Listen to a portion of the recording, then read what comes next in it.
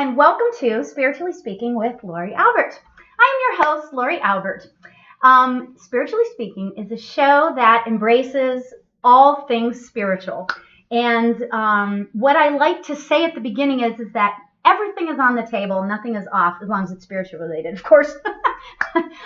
We talk about all things spiritual and life topics. I have guests, and I take your calls on the spirit line over here. And I'd love for you to be part of the conversation for a reading, or if you you just have a question, or if you just want to be part of the conversation. So welcome to the show. I am super excited to have my very special guest on the show this week. Her name is Terrie Huberman. Hello. Yay! She is a intuitive coach, and she does everything. I'm telling you, this is going to be the funnest hour. It's going to go really fast, I have a feeling. Okay, so let me tell you about her. She comes from a family of intuitive women, and she learned that she was a medium when she, can you tell I'm reading it? Sorry. It's all good. She's getting the info correct, and that's what counts.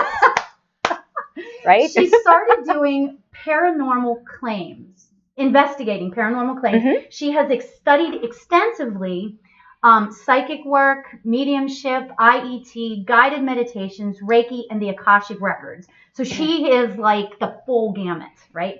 And what is the coolest part about Terrie? Well, not the coolest, because she's got a lot of really cool parts, but she got her start in, did you get your start in it? But anyway, improv. So she comes to the spiritual world with a really cool, I don't want to say ideology, but a way of being. Like, whenever I always talk about how I like to do my readings, they don't have to be sad and, all that stuff. I like to be happy. She comes at it from the same sort of perspective of like laughter and humor is, because spirit doesn't have to be sad. No. Laughter is healing. I think so too. Absolutely. Why not make somebody laugh? Exactly.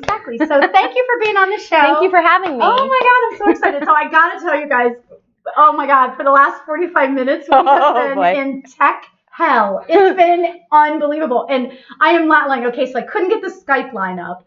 Okay, and so we're working fast and furious on that. And then the phone something started happening on the, something weird started happening on that. I don't even know what that was.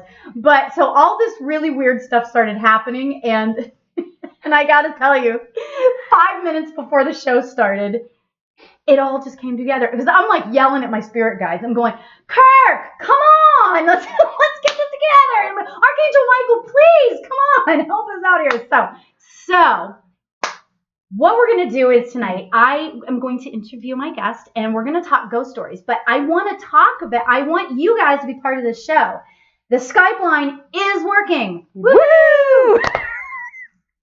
We've only met a few times, and we're like spirit sisters or something. Well, because we're both fire signs. Yes, I think so. She's a Leo, and I'm an Aries, so we just like gel already, and it's like so much fun. I'm so glad I got to meet you. That was so great. So, anyway, so feel free to call if you have a really good ghost or spirit story. So there you go. Yeah. So what I want to find out, and I know because I prepped my viewers and you a little bit. Okay. All clear. I want to know what it's like. What is really being a paranormal investigator? Very good. Okay, so it is coming, let's just get to the meat of it. It is really, what you're trying to do is actually debunk paranormal activity, not try and prove it. Yeah. You're trying to debunk it. So it's sort of like, I'm not likening a paranormal investigator to a doctor, but in medicine you rule out. Oh, right. That's how you get to, right? So you make a diagnosis and then you rule out what things could be. And that's what you're doing. You rule out claims that are going on. Okay. Because, oh my God, you know what? Oh, wait, there's more. Okay, sorry. Oh my God. I am so sorry. I just realized I didn't have this on. I hope everybody can hear me. Anyway, so you try to debunk it. That's interesting because it's like the opposite. It's the total opposite of kind of like what we do when we do mediumship, because we're already sort of hoping or expecting spirit to kind of just show up and then with full faith and surrender, except that it's there. When you come from paranormal investigation, you actually debunk it first. That's the best way to actually approach an investigation. Okay. And there are what's called natural reasons for high EMF. EMF is electromagnetic field. So it's electromagnetic. Yeah. So it's basically, you hear about like your auric field. That's the electromagnetic field of a human being. So every single thing has an EMF, has an electromagnetic field. Sure, that's logical. Yeah, like your glasses do, right? Because, physics proves that when you vibrate, or you're not vibrating, but when something is vibrating, it takes on a mass. So it vibrates at a certain energetic level so that it actually shows up to the human eye in a certain way. That's the mass of it, right? Okay. So every single thing, the iPhones. So what happens? Sure. Yeah. Right. So when someone says they have paranormal activity, well, there's a whole slew of questions that need to be asked, and then investigations that need to be done, and sometimes several times. Oh, really? Yeah. So you'll have a team that goes in and they'll investigate a certain location several times, and sometimes different times of the day. Right. Well, now I know that those paranormal investigative shows, they usually spend nights in different places. Yeah. So there's something called dead time, which is typically between 2 and 4 a.m. And if you notice, that's typically when spirit comes to visit as well. And that's because most people are sleeping, right? So their personal EMFs are they vibrate lower. The lights are off, right? Okay. So that emits less energy as well. Right. Sure. There'll be less cars on the road. That is so amazing. You have less interference with true, authentic measurement of EMF. Oh my gosh, that is so. I never considered that. I mean, I knew that they did it at nighttime and stuff like that. That's so cool. It's basically so that there's less interference. Yeah. Okay, so that I could go so many different directions because there's so many questions I have about this. But let me ask you this. Yeah. Have you ever gone to? Okay, so there's multiple places, specifically in Los Angeles, there where you could go. Is there one place that you've been in the Los Angeles area that you've had like really high? Yes. And one of them is just my favorite place. I've been blessed and lucky enough to investigate the Pasadena Playhouse. Oh my God, I love the Pasadena Playhouse. 4 times. Oh yeah, that's authentic there. Oh yeah. That is so cool. It's really awesome. I've seen many plays there. Oh yeah. Well, a lot of theaters are haunted. Yes. Because you have so many emotions that go on, even if they're not real, but energetically. Yeah. They give off a certain EMF, right? So that keeps up high vibrations. Yeah. Okay. Even if it's depression, if someone's acting out a scene and it's depression, it's still an energetic imprint that's left. Right. So that's often you'll find haunted places. I used to work at what used to be called the Hollywood Palace. Okay. Oh, yeah. K-Rock Nights. I used to. Oh, yeah. That's Richard when I worked there. I used to do the marketing. Oh, hello. Oh, yeah. It's like we're having a conversation. Hi. Forgot you're there. Sorry.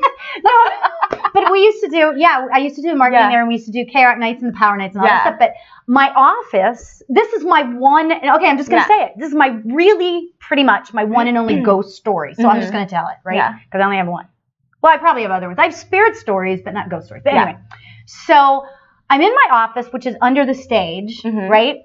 And I had to go upstairs to do something, right? So I'm walking up the stairs, and I thought that it was a fly that was coming towards me, but it felt more than a fly, and I went like this, but it was a breeze of air is what it was. Okay. And this is so long ago, right? That's a long time ago, and I wasn't aware of like all of the stuff. I believed in it, and I had little things happen, but I didn't know. So this breeze went, and I was like, oh my God, so I walk up to the front, and then there happened to be these people there. Then I said, oh my God, it was the weirdest thing. This breeze just like blew through, and there's no possible way. It's downstairs. It's under the stage. There's nothing there. Yeah. And they were like, oh my God, that was a spirit. It passed through you. You must be, and this lady was so sweet. She goes, you must be pure of heart, because that's the only way that they would pass through you. And I went, that would be me. Pure of heart. But it was so funny. So that's like my one and only kind of ghost story. Yeah. So that was fun. Now, have you been to the palace, like to feel there? When I used to go there when I was a kid. Yeah, well, I'm at that age. I knew I was psychic growing up, but you don't quite label yourself when you don't really know what's happening. Once you figure out what's happening and you can kind of do it again and again and again, then you go, oh, okay, this is how I am. So I couldn't necessarily, I didn't really know I was an empath. Like when I would go there, I'd always feel like it's just weird, right? There's just like a lot of vibration that you're feeling. Yeah. So I couldn't quite label it, right? But now when I look back, I'm like, oh yeah, there's total activity there. I was there for recently for the Hollywood Chamber of Commerce. I think it was like 2 years ago. They had a whole big well, it's called the Avalon thing. Now. Yeah, the Avalon. People would know. Yeah, exactly. People might know it now. The younger kids that are listening, they would know it. The youngins. Yeah, and I remember walking in like pretty much now as a full-blown psychic medium going, oh yeah, I just wish I had time to really. I want to go back now. Investigate that makes me want to go back. Yeah. Oh, it's fabulous. You always know when you walk into some place and you're like, you can just, you just this is quite interesting. Yeah. So you had stuff happening to you from when you were a kid that you remember. Not so much where I would see dead people per se, but I would have a lot of premonitions. I would have dreams. And I would kind of see, I remember one time as a kid, I think it was like 6 or 7, something was tugging at my covers, like on my bed, and I sat up, and I had those mirrors, that like the sliding mirror closet. Oh, yeah. Uh-huh. So I sat up, and I looked, and I saw that my face was the head of a wolf. And I was like, what the mama is that? So I was like quickly pulled over the covers. Yeah. But yeah, there were always things. That's got to be some sort of sign or something, don't you think? Well, maybe it's my animal totem. I don't quite. That's great. I don't quite know because I'm not into shamanism that much. Though I believe in it and I love it, there's got to be something. Yeah. I don't quite know. Yeah. There's so many different modalities to all of that. All of this stuff. Yeah. You could just study it all. And you could take your entire life and keep studying this stuff. It's so amazing. So how did you get into paranormal investigation? So, believe it or not, there was a television show on A&E, and it was called Psychic Kids. I love that show. Yes. Yes. Seriously. Seriously. We're going to have a 6-hour show. All right. So, no, I'm just kidding. So I used to watch that show, and I said to myself, I could do that. Yeah. I could totally do that. And then Chip Coffee. I love that man. Crush on him. Love that man. Yeah. Oh my gosh. Yeah. But what I loved is the fact that they had a psychotherapist. You had like the, medical Western kind of like thinking. And then you had Chip Coffee, who was the medium, the woo-woo. Yeah. Right. And then you'd have these kids that would go, that they had social issues. Yeah. And with their grades and all that stuff. And all that was wrong with them was that they were psychic and mediums and they didn't know how to deal with it and how to empower themselves. Yeah. So it's so tough. Oh my God. And we're not taught that growing up. Yeah. We're not taught to teach our kids that either. Yeah. So anyways, I said, gosh, I could totally do that. And so I started doing some research, and it's actually really hard to get onto a paranormal team and then one that's good. Yeah, because there's a lot of crap out there. Yeah. Many of these people feel like they're video game folks. Yeah. Like, I don't know, they can save the world. Yeah. And that's just not, if you come from like a real scientific background or interest, so true, like you truly understand and you get it. Yeah. So I did. I was able to find a team, and I was in Los Angeles? Yeah. Well, no. Oh, in the Inland Empire. Oh, okay. That's far. Oh my God, yes. Oh, okay. Yeah, because I'd be going out to investigations in like Victorville or. Oh wow. Yeah, like really, really far. Corona, Covina. I can't even talk. Anyways, all over the place. But really far, and you're investigating from like 2 to 4 in the morning. It's exhausting. Yeah, I bet. Yeah, I'll bet it was like, so what you tried to do is debunk it. Oh yeah, that's the reason for going in for anything like that is to prove that it's not true. So what is this is really interesting question. What would be sort of the percentage of debunked versus, oh, there really is something going on here? That's a good question. Most paranormal claims are bupkis. Really? Well, yes. You know what? That's so true because I have a lot of people come up to me and say, I have a spirit in my house. Oh my God. I don't want to burst people's bubbles, but the reality is, and this is, let's think logically about this. Yeah. If there was as much paranormal activity that is claimed, and that was true, there would be actual Ghostbusters. Oh yeah, good point. That's so true. And there would be proton packs, and this cell phone would be a mini proton pack. Right. And there would be advertisements everywhere, and sponsorships and all that, and that would make my job a lot easier as a psychic medium. Yeah. So let's just be real. Yeah. Okay. So that makes so much sense too, because we know that there are spirits here, but the spirits that I deal with as a medium, they can't maneuver things necessarily, or like you would think if that they conjured up enough energy. Yes. Are there things like poltergeists? Yes. Are there things like demonic possessions? Yes. However, they are so rare, and typically they happen because someone has absolutely no boundaries and has severe psychological issues. Really? Yes. So, and that's the spirit? No, that is the human that would brings that in, attract it. Yeah. Ooh, so even when you hear things like attachments, the odds of having an attachment are very low. When you have an attachment, there's usually and typically, and I'm so sorry for like bursting people's bubbles here, but there's usually some sort of psychological issue. Oh. And you find this out by, going through a questionnaire. You meet with the people who are making the claim. You investigate. You find out information. You find out, oh, well, she's actually just lonely because her husband travels a lot. So she's looking for a way to get attention. Okay. So she tells all these stories. Wow. Oh, this is happening and that's happening. And in her mind, they could be real. Yeah.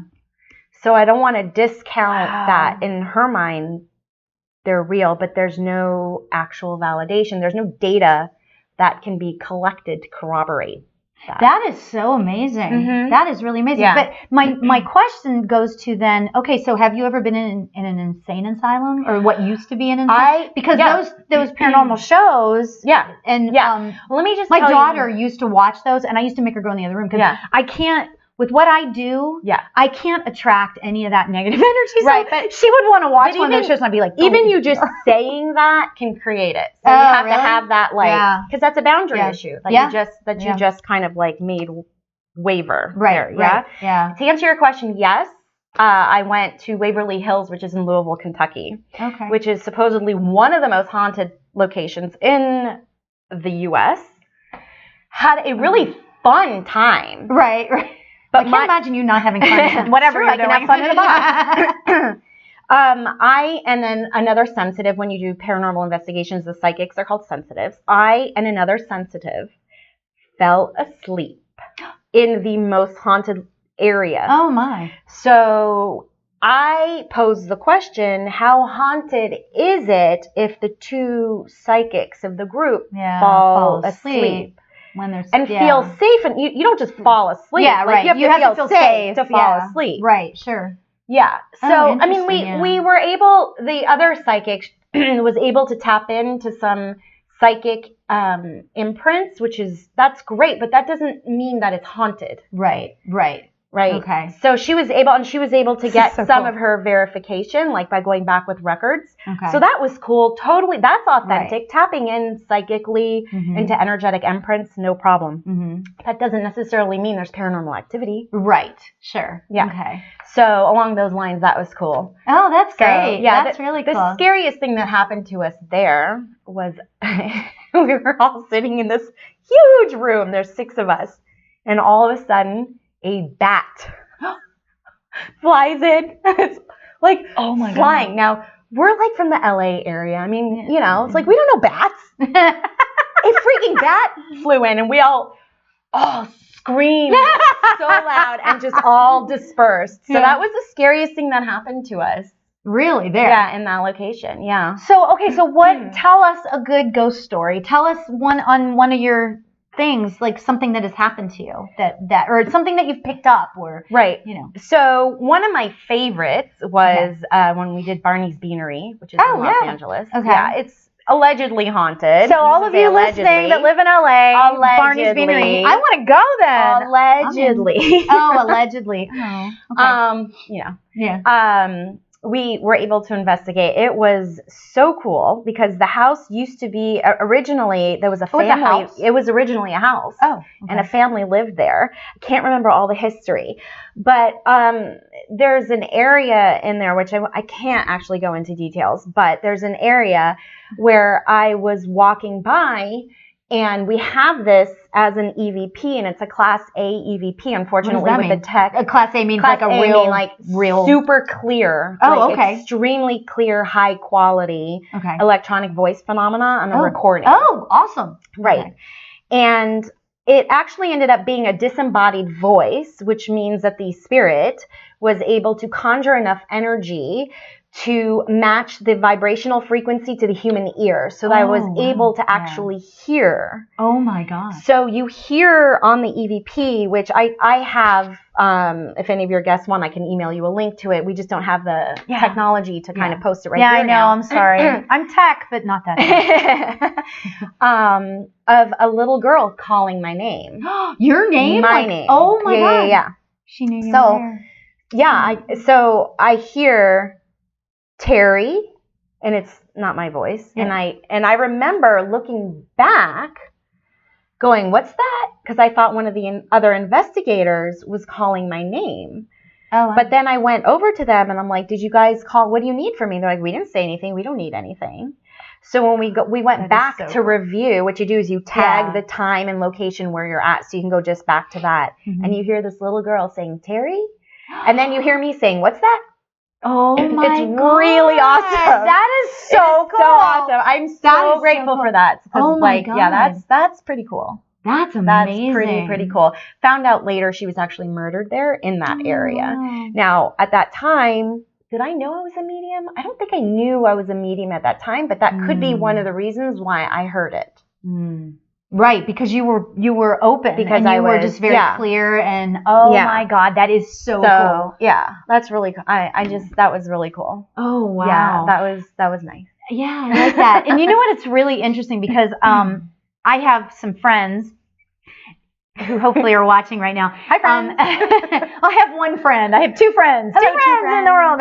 But they have a. I'm just going to tell a story unless you guys want to call in. I hope they're watching. 818-835-5885. That's the spirit line. Call in with your ghost stories now. Yes, call in with your ghost stories. But so my friends have in their house that they moved into years ago. Yeah. There's this little girl that is there with them, and so every time I go over there, I sit and I talk to this little girl, and I realized that her name, like they didn't understand really what was going on, and they had all of this stuff going on, and I just would go in, and I realized she told me her name was Sarah. One time she was there with her grandmother, which I believed was her grandmother, and so I guess I do have ghost stories. Yay! Oh, yay! Okay, so.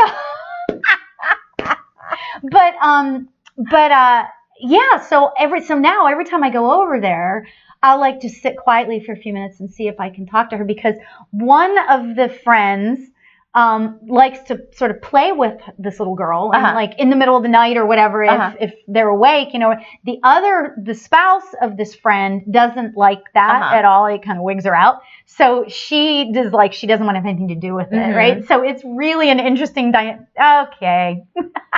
Someone's calling. Let's see who this could be. Uh-oh. Hi, you're live on the air with Lauri and Terrie. Who are we speaking to? Hi. Marcy. Is this one of those two This is one of my two friends. Hi, honey.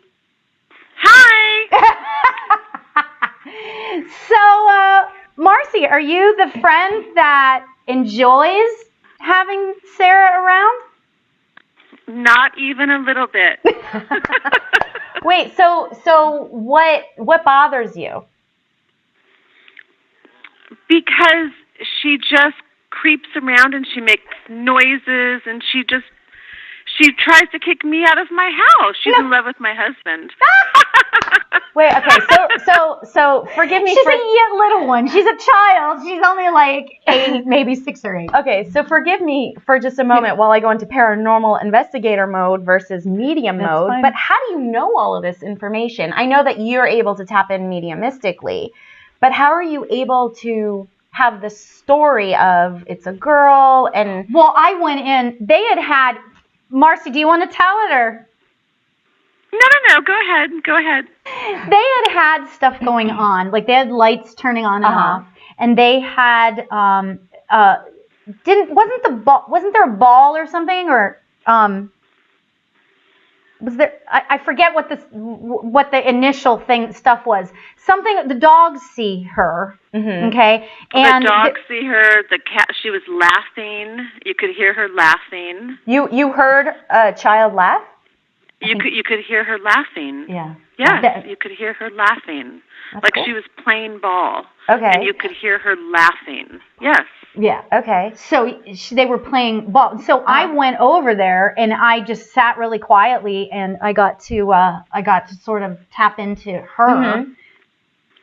And the rest is history. This is years ago, and and for me, whenever I actually get a spirit and it's on there, and I know it's a spirit, I always tell people, talk to them. So I tell Marcy. Yeah, I was just gonna say. I mean, it doesn't sound. I mean, just from what you've said, I haven't had a chance to actually sit and interview you and the whole thing, but it just sounds like it's more annoying versus actually dangerous. Does that make sense to you?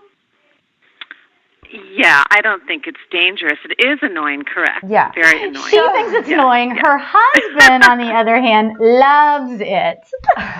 Loves her, yes. Loves her. Okay. Well, yeah, so the first thing I would suggest is both of y'all getting on the same page. They're not. But if that doesn't happen, But, I mean, there's no...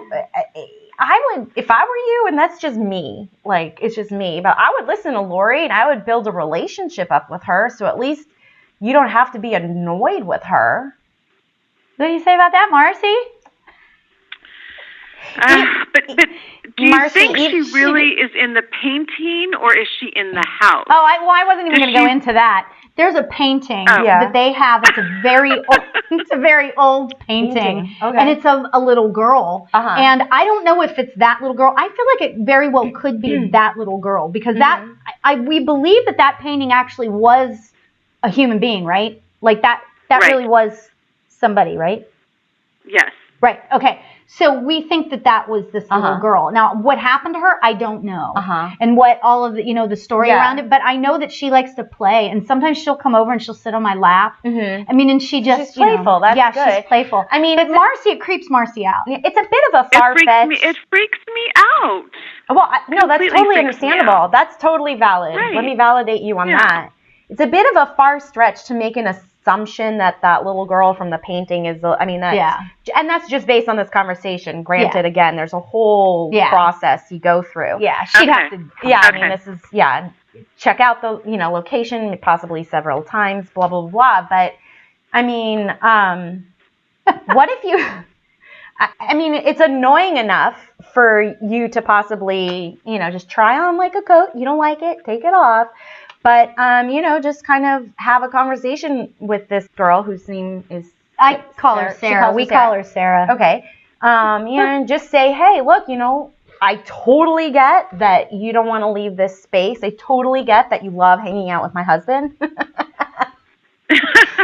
But when it comes to me, may I ask you a favor? And that's, can you stop waking me up? Can you stop blah, blah, blah? Because what you're doing is you're setting a boundary. And this is what I tell all the, because I teach psychic classes and as well. And I always tell people you have to set boundaries and you treat those the deceased in the spirit world the same as you treat the living. Yeah. So like if one of your friends is going to call you at 3 a.m., you're going to pick up the phone and you're going to be like, you'll be annoyed. But like, can you just call me back at 7? Thanks. So, you set a boundary. So I'll go over there and, if Marcy, you got to remember, leave Marcy alone now. You can play with Dan. Dan doesn't mind if you play, but if you need to leave Marcy alone. So that's what it needs to be you speaking. You need to be the one to set the boundary. Lori's doing it. Okay. But, she's obviously playful and possibly a wee bit mischievous. Yeah. And so, your best bet would just be to say, look, sister. You're more than welcome to stay, but please respect my wishes. So, yeah. So, I'll try that. Thank you. I'm sorry I outed you. I hope you're not irritated with me for outing you. No, of course not. We love you. We love you. You guys have a good night. No, but it's such a fun situation. I love going over to their house because I get to play with Sarah. Oh, it's so much fun. You can come over anytime, honey. Oh, that's so sweet. She really is your friend. All right, have a good night, guys. Right, thanks. Thanks, Marcy. Bye. Bye. That's cute. Yeah. And you know what? The cool thing is that, when I was a kid, I was raised Catholic, and you just didn't go there, and it was like, it was all wrong, and it was all negative and all of Satan and the whole thing, right? But you know what? I love that now it can be fun. It's fun for me now, and it's like, they're not like, I've only had one experience with a negative spirit. Sure. And Archangel Michael came in, and this was a split second negative situation. Sure. And it just went in. Yeah. It came in and went out because Archangel Michael is always with me, and he's like my big protector, right? Mm-hmm. So it was really interesting, So show everybody. I want her to show you the EVP. What do you call it? This is a Mel meter. Oh my God. It's a little fly. The fly likes it. This is a Mel meter. It's Mel meter. The guy, I can't remember his name, but the guy who created it, he took a K2 meter, which what's a K2 meter? Measures electromagnetic fields. Oh, okay. And he married that with a thermometer to take temperature. So what this device does is that's interesting.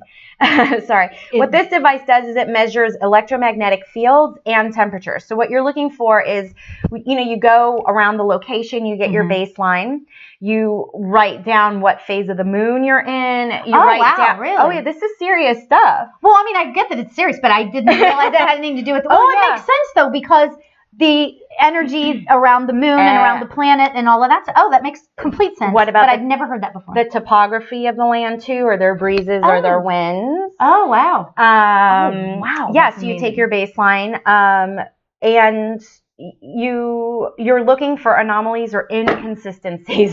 There's going to be We're killing the fly murderer.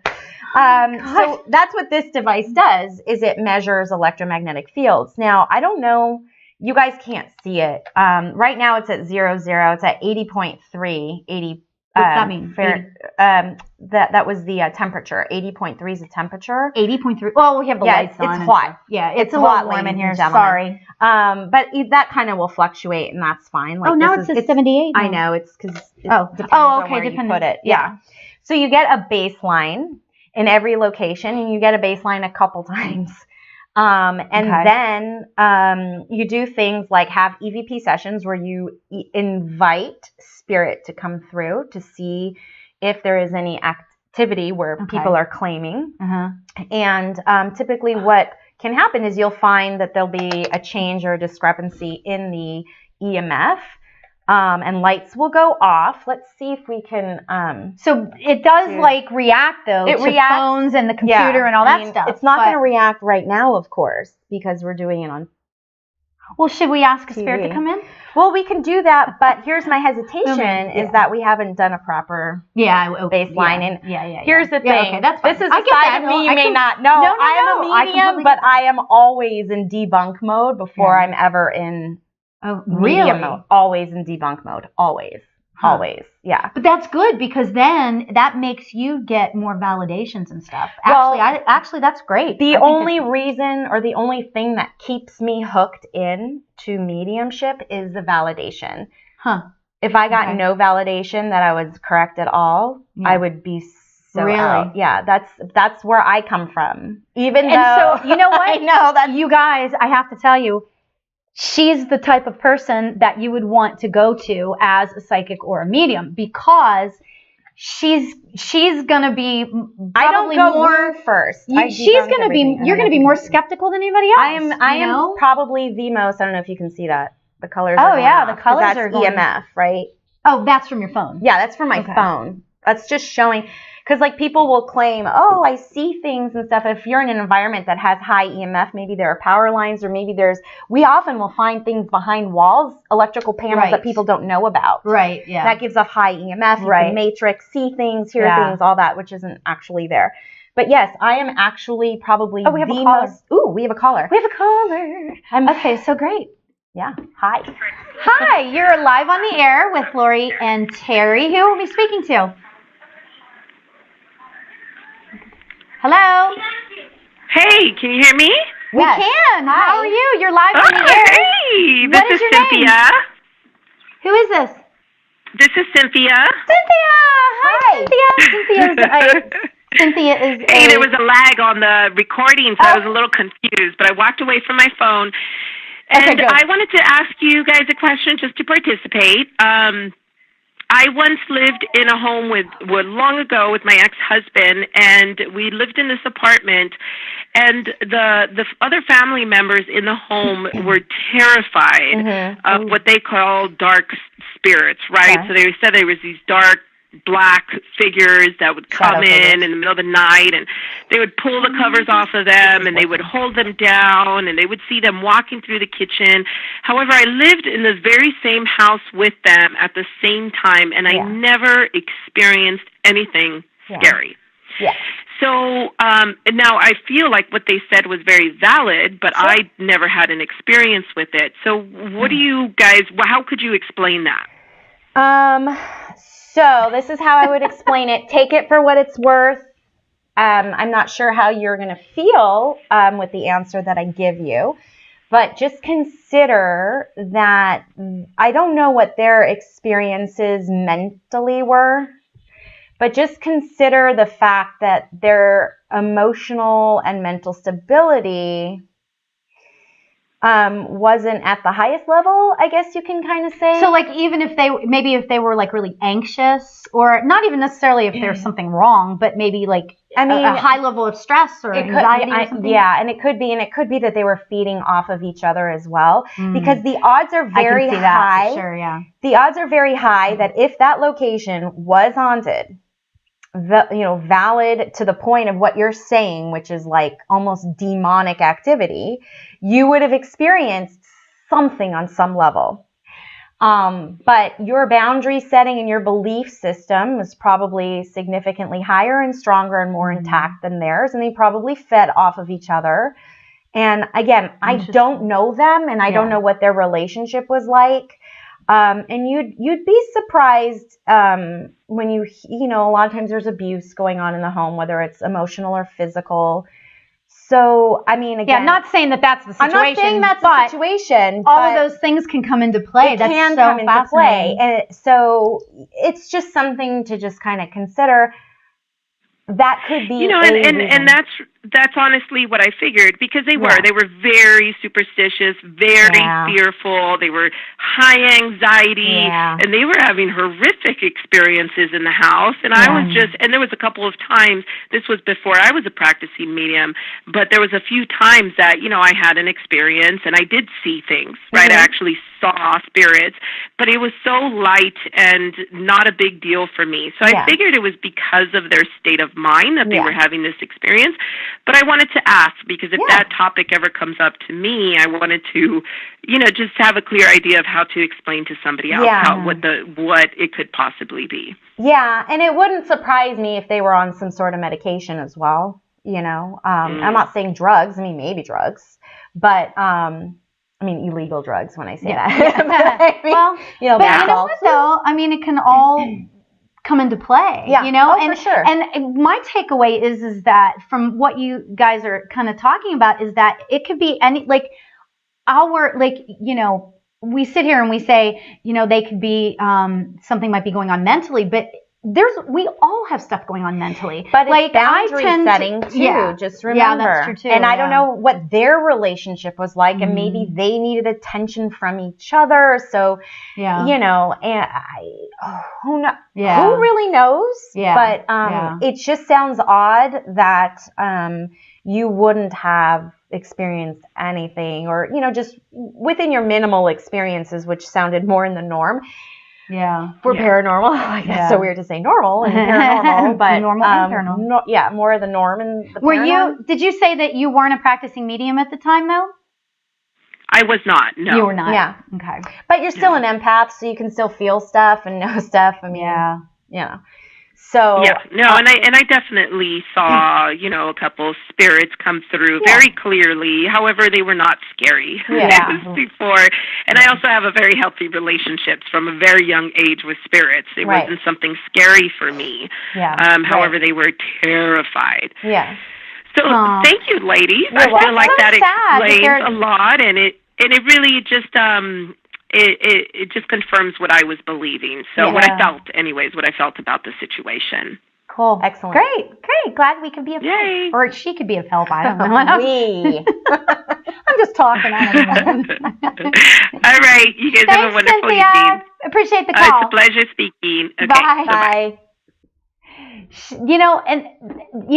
It's interesting because my brain is sort of working now on overdrive about all this, but it's really fascinating to me that we create stuff in our minds.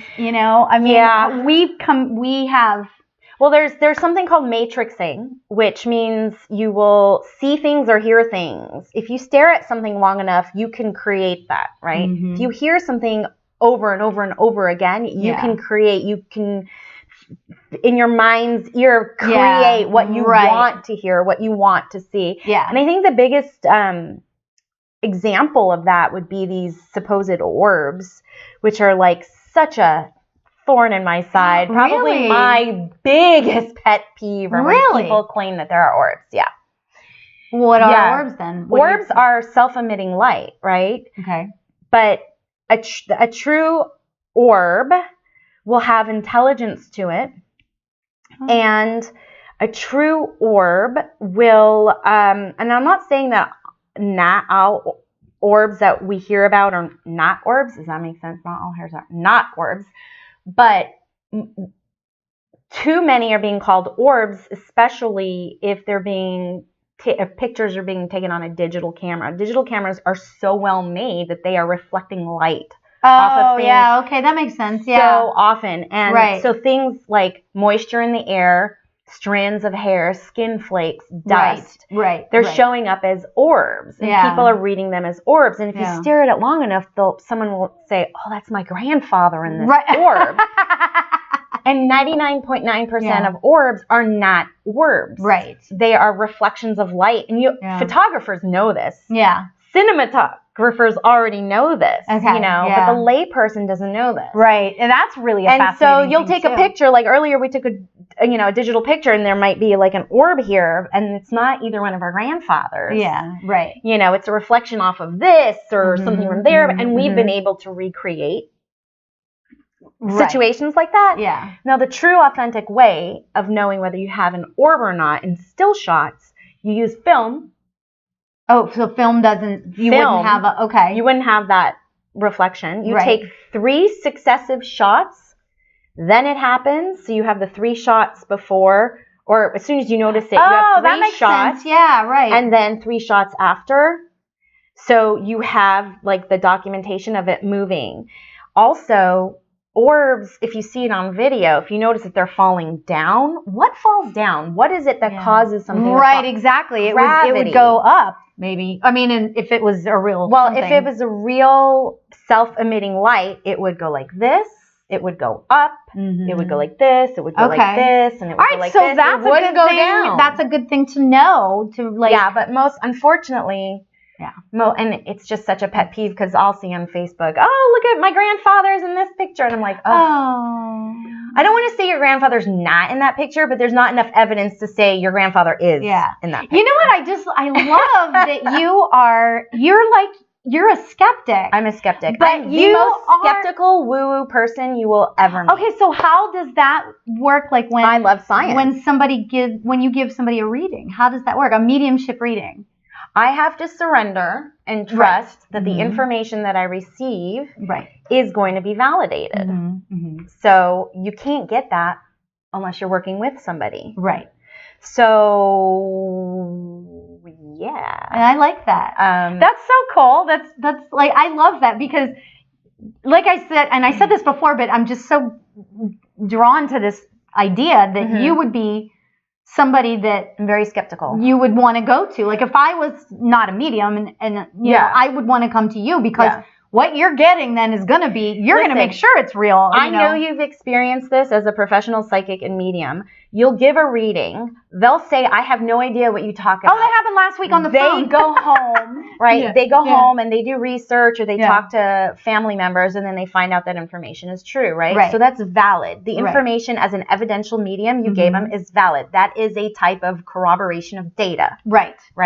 So when I do the same thing, I do the same thing. I give what I get, right? I surrender. I allow the energy to come through. Okay. And then most of the time, you don't know even, I mean, they'll say, yes, you're right there and then, but you don't even know that you're really, really right till after the session when they really call you and they go, oh my God, you were so right. Yeah. You weren't just right, you were so right. Yeah. That is also a piece of evidence. Look, when people go... Oh, we have a call. You know Carly? This is my daughter. Oh, hi, daughter. It's my daughter, Carly. Oh, look how cute. Hi. Can you hear me? How are you? Can you hear me? Yes, can you hear me? Yes. Terrie, this is my daughter, Carly. Hi. Carly Carly is a natural medium, and it's amazing. As long as I have been studying, going to classes and doing this, and she just does it sort of naturally. She's very, very talented. So perfect. So what's going on? Well, I had a question for Terrie, actually. Oh, okay, good. Well, not just a question. So I am going to tell a little story, a little ghost story. So, this was a few years back. Me and my mom went to a haunted house in Sedona, Arizona. Actually, it was a haunted hotel. Okay. That's cool. And we kind of did this little ghost investigation kind of little course, I guess. Not course. We just walked around the hotel and kind of we each had our own digital cameras and we would just take pictures and see what we got or took video recordings and everything. That was and cool.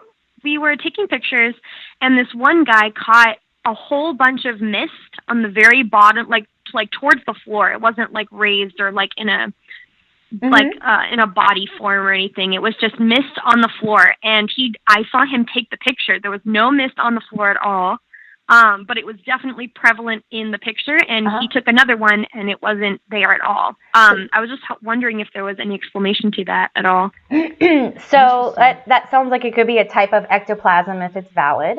And again, just having this conversation, I can't just say, yes, for sure, that's what it was, because you need to have successive... But you do have a professional opinion. Right. Well, so what exactly? So what happens is that you would have to take, several pictures of this mist or ectoplasm there and then gone. And then, for true data. But there is something called personal experience that should not be discounted at all. It's the computer. I know, but it keeps going. Her little thing keeps going off. All right, I'm just gonna put it here. She's looking at it and I'm like, keeps the computer's working.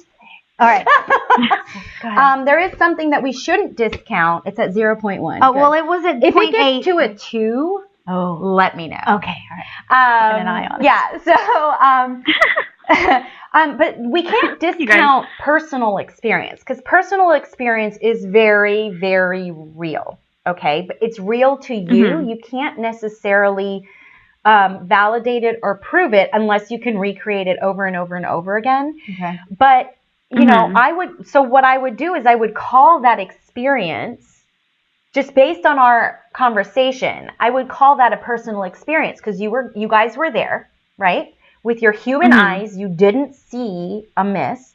This dude took pictures of a mist, and it was a mist in the picture. Right now, we don't know what lights were or where anything was, but so I can't. I mean. In all honesty, most likely it was not paranormal. I just got to be honest and just tell it like it is. However, interesting. It could still be a paranormal experience, a personal experience. And those. So when you say personal, you mean that like the spirit that is with, like a spirit or something that is with that guy, right? Like so, sort for of example, when you go to your friend's house. Right? That's a personal experience that you are having. I see what you're saying. Okay. Right. Do you understand that, Carly? Yes. Now here's the thing. So there are people that can see orbs with their human eyes and they're not using a camera, right? That would be a personal experience, right? I mean, we didn't capture it as any type of evidence, but it was a personal experience that they were able to see an orb flash. Or move. Well, this was actually taken on the camera. Like there was a picture of it. So would that still be a personal experience? It would be more of I can't deem that paranormal activity because we didn't, I mean, I don't know what kind of camera it was taken on, what were the, like what phase moon, there's a lot of things. Again, you have to understand, I come from a very, like, I'm here to I'm debunking this first more than anything. So, I mean, we don't have pictures before, you have it during, you may have some after, but are the pictures successive where you can see it in each shot kind of moving in the same direction? Did other people see it? What were you feeling? Yeah. What was going on? You see, there's a lot more that goes on to actually call it paranormal activity versus a personal experience, if that makes any sense. Interesting. Yeah. Well, thank you. You're welcome. Super informational. Informative. So cool. Isn't that great? That was a really cool answer. So thanks for calling in with the question. Yeah. Thank you, Carly. Of course. Have a good show, guys. Right, thanks. Bye, honey. Bye. So, see ya. Okay, so here's my question then to you is, do you ever get scared?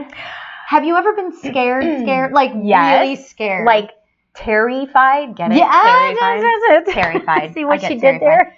Yes, the first and only time I got so scared was actually my first mediumistic experience. And it happened to be during a paranormal investigation. Oh, wow. What I now can call it is blending. But I didn't know so because channeling. I wasn't that was my mediumistic opening. Oh, wow. Aww. So, and it was like, I'm with people who don't know what's going on. Yeah. I'm like in West Covina. I got to like drive. I have to like, I'm physically drained. Oh I have to like, oh my God, it's like 3:30 in the morning. You know, it's like, oh my God. Yes, I was terrified. I was hyperventilating. I was rocking back and forth. What else? Crying all while saying, God. I'm sorry. Because I didn't know what to do. You didn't know. That was my mediumistic moment, and spirit came inside of me. Mm-hmm. So I was like, so that was terrifying. Yeah. Now I know what to do. I've got boundaries. I know how to detach. Now, now I call my personal way that I call that channeling, and I do that. Yes, I do that. Channeling. Okay, yeah, I think it's channeling. Have you done that since, and do you like to do channeling? It's never been like that. Yeah, I love. Well, because you weren't prepared, and you probably didn't know what to do. I had no to get clue. into that it. Was scary as scary. Yeah, scary Terry. Yeah, it was terrifying. It was absolutely terrifying, and it was physically draining and exhausting. Yeah, I bet. I bet. And then, so were you aware when it like left kind of thing? Yeah, because then I stopped and I was like, I could breathe again. And I was like, everybody was like, what just happened? And I'm like, I don't know. And I was also at the time, I was like feverishly writing. So it was automatic writing too. Oh my God. So you were doing that like the gamut. You know, so I was awesome. Like that stereotypical like media, you know, what you would see on TV or the movies. Yeah, I was that girl. I was that girl. Wow. Yeah. That's actually terrifying. Yeah. Terrifying. So that's when I said, and that wasn't enough to like turn you off to the entire thing. I don't know. Yeah. No. Interesting. It wasn't. Yeah. It wasn't.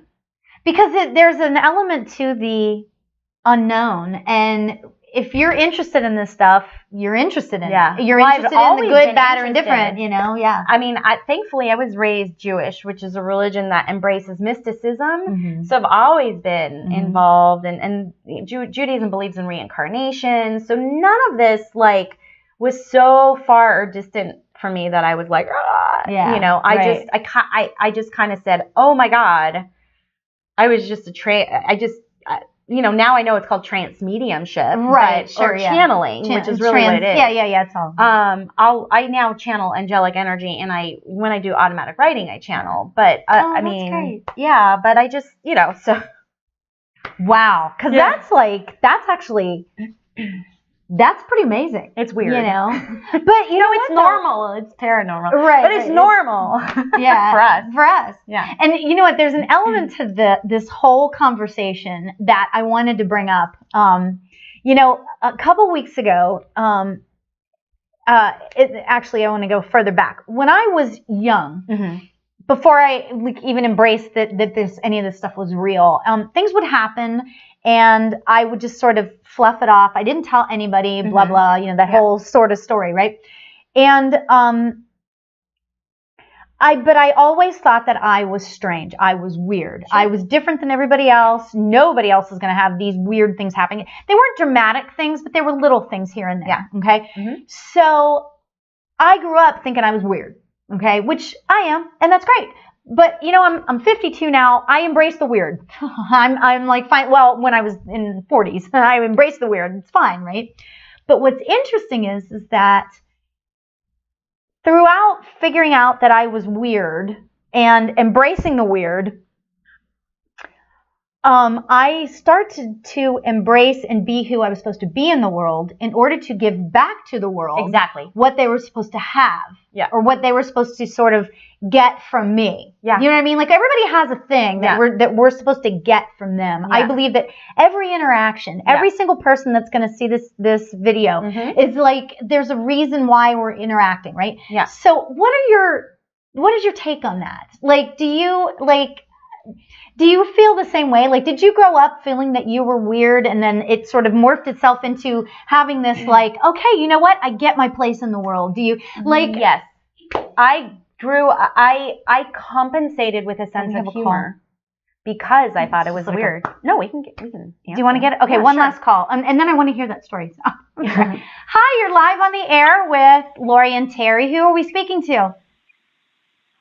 Wanda. Hi, Wanda. How are you?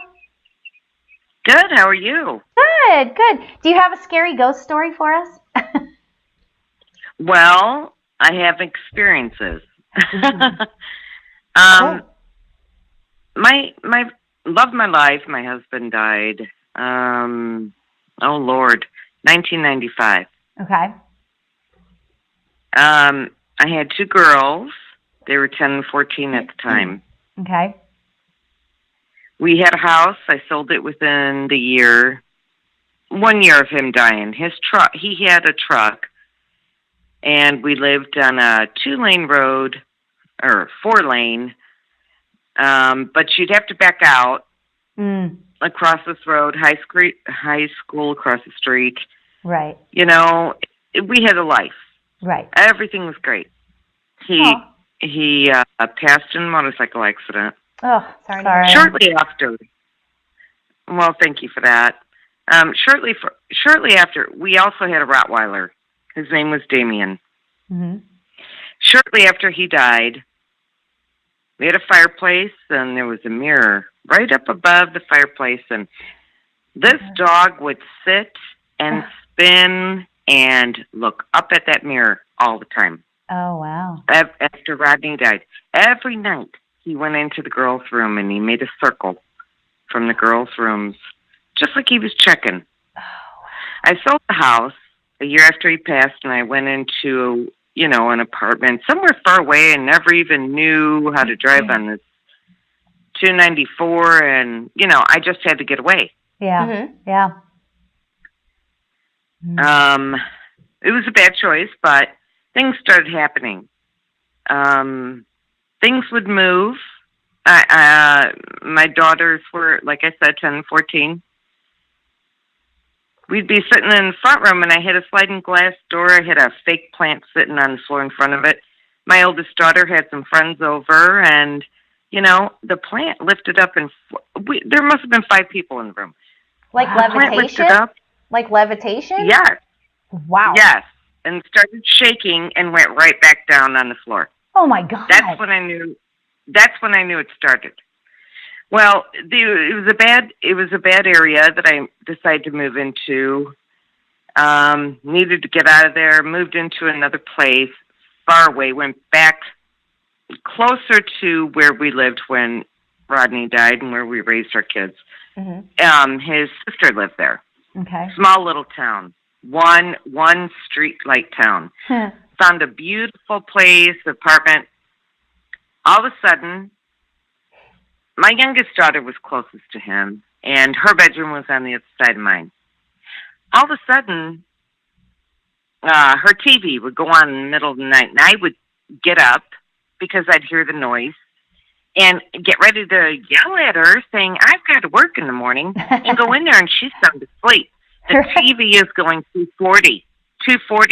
The remote's nowhere near her. Oh, wow. I'd go in there ready to be upset. Lights would go on and off. My other daughter, her bedroom was off the kitchen. She'd say, Mom, I hear those cabinet doors opening and closing all night long.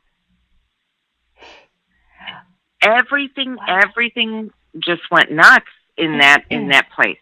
But I know it was him, and my girls can validate this. There's so many things that happened, and I've always believed. I've told Rodney before he died, you better let me know you're here. Well, son of a gun, yeah. I swear to God. He listened. There are nicer ways. Well, I have to tell you, I don't know if are you getting something from him? Because I'm connecting with him. I really feel like I'm connecting. I'm not mediumistically from a paranormal investigative background. I just don't, believe it or not, I don't have enough information to actually say yes or no or any of that. But if you're connecting mediumistically, it would be different. I'm not getting anything. Let me tell you what I'm getting. I'm not actually, and I'm going to be honest, I'm not getting that he's saying, yes, that was me. Yes, that was me. But what I am getting is his energy is completely all around you. And he thinks that this is the funniest thing ever. Oh, yeah. I mean, so right on with it. Yeah, I really get that he had an incredible sense of humor, and he loves that he was able to that he is able to do stuff. Now, I don't know that all of it is him, but I am getting. I had a father. I'm sorry to interrupt you. My father also lived with. He was dying of cancer after Rodney died, and he was supposed to die like within a year of being diagnosed, and Rodney died. Dad lived on 4 more years and lived with me after Rodney. And I swear to God, I think that the Lord knew what he was doing because he knew I needed something. Yeah. Because I was in the 2 on my own and the whole deal. So, you might be getting my dad's energy because he was a goof.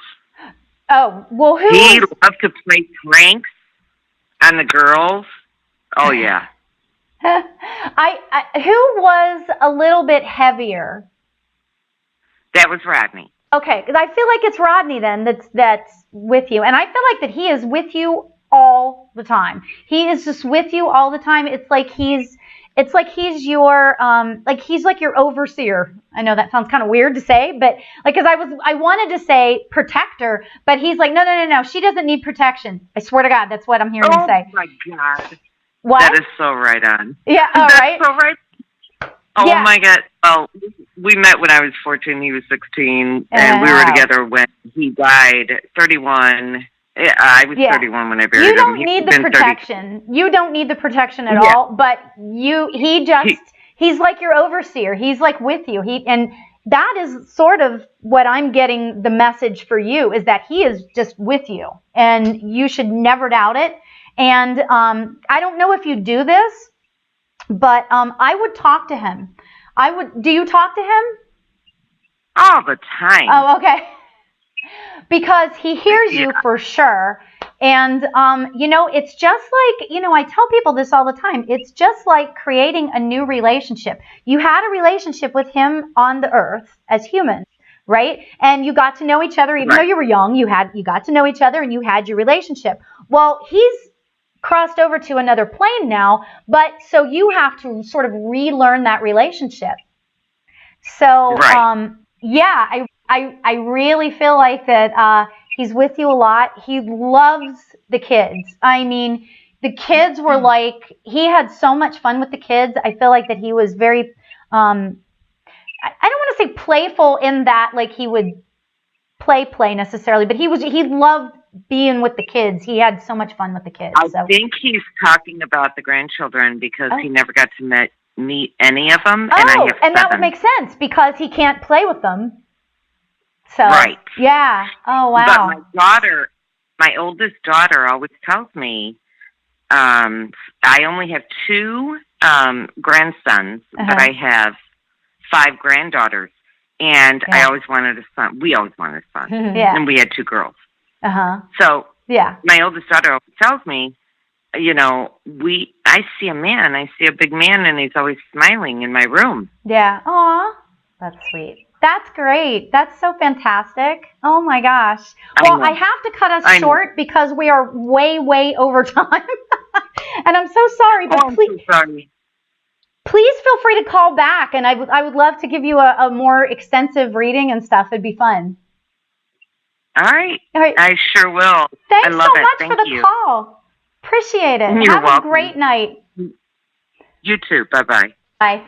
And, you know what, I really wanted to say to you that you are so loved. I hope you're still listening, but you are so loved. This man loves you. Oh, my gosh. So I'll leave it at that. So, but I wanted to give us, because we're like way over time, but I wanted to give you another minute because I wanted to hear your experience based on what I had said. Did you feel weird as you were a kid? Yeah, I felt weird. I was also a very chubby kid. So a lot of times I felt being an empath, you just don't know how to, so I would eat my way through everything. I ate my way through my childhood. And I think what happened was I compensated with humor so that I would look or come off as more normal because I could connect with people and then I would make them laugh. Right. So now I've just been able to kind of marry both, but I'm way more secure. I own this earth suit. And so everything now is a lot more normal, even though to the outside world, it's not normal, but once you accept it and you take it, you own it, and it's yours. Yeah.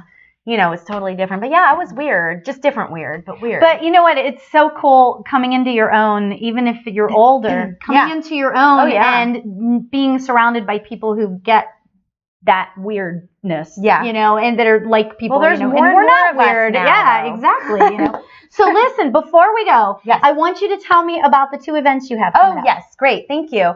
So October 28th, I will be doing a group reading at Liberate Hollywood, which is in Hollywood. It's from 1 to 2:30 p.m. That's $40 a person. Right? That's Sunday?